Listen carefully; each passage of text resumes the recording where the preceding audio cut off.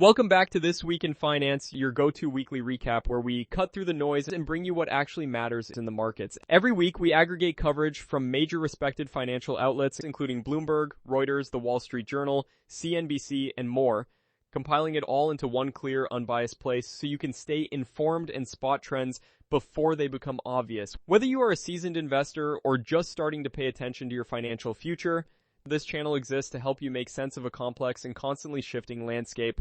This is the full recap for the week ending April 10th, 2026, and it has been a significant week across nearly every major asset class. From energy to technology, from crypto to defensives, there is a lot to unpack. So let us get right into it. Before we dive in, let's take a quick moment for an important disclaimer. Everything you are about to hear in this video is strictly for educational and entertainment purposes only. We are not financial advisors, and nothing presented here should be interpreted as personalized investment advice tailored to your specific situation or financial goals. Investing in stocks, cryptocurrencies, or any financial instrument involves significant risk, including the potential loss of your entire principal. Past performance is never a guarantee of future results. The ideas and analysis shared here are meant to inform and spark your own thinking, not to tell you what to do with your money. We strongly encourage every single viewer to do their own research, independently verify all facts and figures, and consult with a licensed financial professional before making any investment decisions. With that clearly stated, let us get into this week's recap and break down everything that moved the markets. Now that we have the housekeeping out of the way, let us get into what this episode actually covers, because there is a lot to unpack from the week ending April 10th, 2026. Here's the roadmap for today. We are going to walk through a sector-by-sector breakdown, covering energy, financials, technology, and defensive names. From there, we move into our cryptocurrency update, where we look at Bitcoin and Ethereum and what drove their moves this week. After that, we get into specific stock and crypto ideas, giving you clear, actionable context around names worth watching. And we close things out with our forward-looking segment, highlighting what to keep on your radar heading into the week ahead. Think of this episode as your structured, no-noise financial briefing. Everything is organized, clearly framed, and pulled from respected outlets so you get the full picture in one place. Alright, let us get into it, starting with energy. Now let's dive into our first major sector of the week, and that is energy. The biggest story here was a sharp and sudden drop in oil prices triggered by a ceasefire announcement involving Iran. This development immediately reduced geopolitical risk, which had been a significant driver of elevated oil prices in recent weeks. When that risk premium gets pulled out of the market, prices tend to fall fast, and that is exactly what we saw play out this week. The animated tracker on screen shows just how steep that decline was. This was not a gradual drift lower. This was a meaningful move that caught a lot of traders off guard. And here's why it matters beyond just the price of oil itself. Lower oil prices ease inflationary pressure across the broader market, which has ripple effects on everything from consumer spending to Federal Reserve policy expectations. Energy stocks, particularly large integrated oil companies that have been riding elevated prices, felt this shift immediately and directly. So what does this mean if you are holding ExxonMobil or Chevron right now? Both of these names had a solid run as oil prices stayed elevated through much of the geopolitical tension. But with that risk premium now coming out of the market, the tailwind that was supporting those share prices has meaningfully weakened. If you rode that run-up, this week may be a reasonable moment to consider taking some profits, or at least trimming your position size. Now that does not mean abandoning energy entirely. It means being thoughtful about exposure at a time when the fundamental driver behind the trade has shifted. If the ceasefire holds and oil continues to drift lower, further downside in these names is absolutely possible. The smarter play here may be to step back, let prices find a floor, and wait for stabilization before considering any re-entry into energy positions. Patience is a legitimate strategy. Shifting now to financials and rate-sensitive sectors, and this is where things got a little more complicated this week. Fed rate hold uncertainty continued to hang over the market throughout the week, creating a genuinely mixed environment for banks and other interest rate-sensitive names. Investors were not quite sure which direction policy was heading, and that indecision showed up clearly in the price action. That said, the broader relief rally driven by geopolitical de-escalation did provide some meaningful support, preventing a sharper pullback in the sector. JP Morgan and Bank of America are two names worth monitoring very cautiously right now. Both are quality institutions, but if the higher for longer rate environment persists and margin pressure continues building, the risk-reward starts to look less attractive. For investors currently holding meaningful positions in either name, It may be worth considering trimming exposure slightly until there is greater clarity on where rates are actually headed. Patience here could be rewarding. Now let's talk about the segment that really stole the spotlight this week: technology and growth stocks. Following the de-escalation news, risk-on sentiment came roaring back, and investors wasted no time rotating into high-growth names. NVDA led the charge, surging alongside the broader tech sector in what was one of the more impressive single-week reversals we have seen in some time. So why does this happen? The logic is actually pretty straightforward. When geopolitical risk fades and inflation pressure begins to ease, growth stocks tend to benefit disproportionately. Here is why.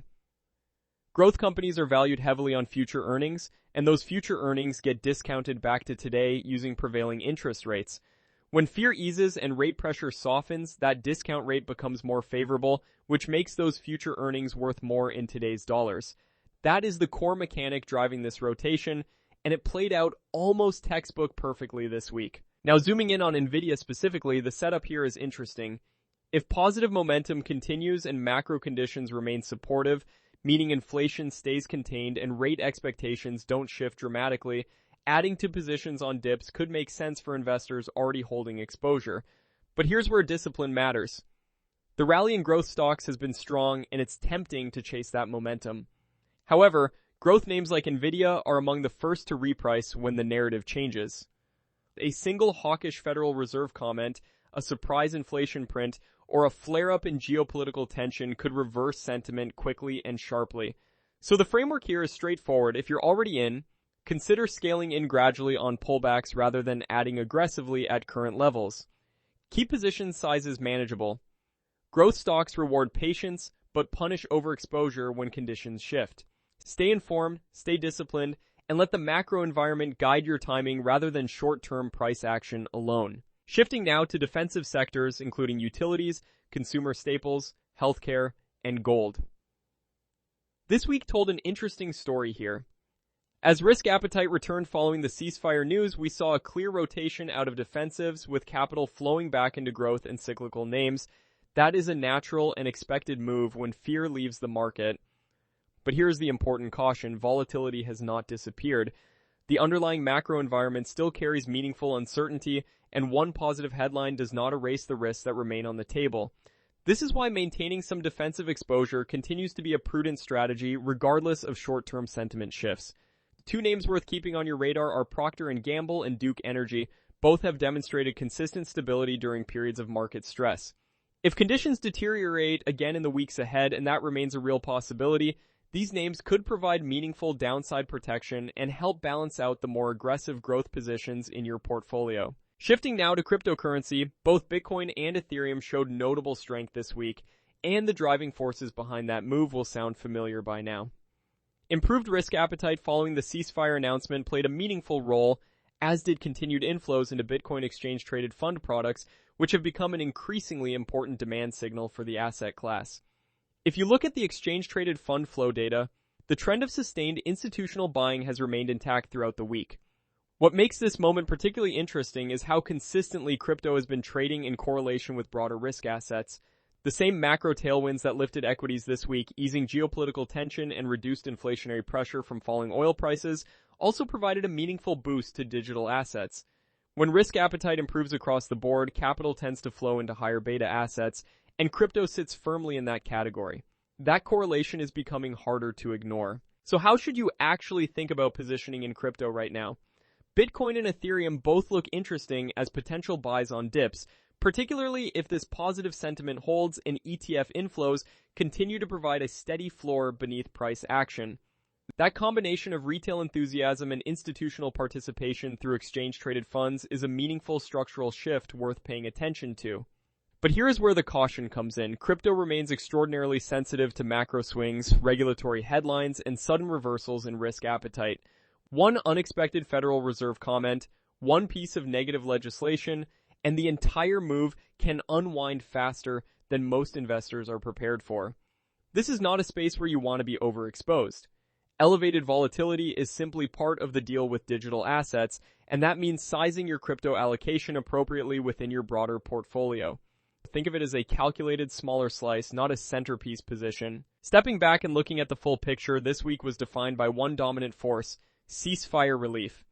That single geopolitical development rippled across every sector we covered, lifting sentiment, rotating capital, and reshaping short-term positioning across the board. But here's the critical point. The underlying uncertainty has not disappeared. Markets moved fast on hope, and hope can reverse just as quickly. So where does that leave us? Trim energy exposure in ExxonMobil and Chevron following the oil price drops. Selectively add to technology and growth names like NVDA on continued strength and supportive macro conditions. Maintain your defensive holdings in Procter & Gamble and Duke Energy to preserve balance if volatility returns, and keep a close eye on Bitcoin and Ethereum for crypto allocation if risk-on sentiment carries into next week with sustained exchange-traded fund inflows. One strong week does not erase the broader uncertainty still hanging over this market. Stay disciplined, stay diversified, and stay informed. That is your full recap for the week ending April 10th, 2026. The market moved on headlines this week, but smart positioning moves on fundamentals. Here's the bottom line. Relief rallies create opportunity, but they do not erase risk, so stay balanced, stay selective, and stay informed. Trim your energy exposure, lean into quality tech on dips, hold your defensives, and watch crypto carefully. Do not let one good week pull you off your long-term strategy.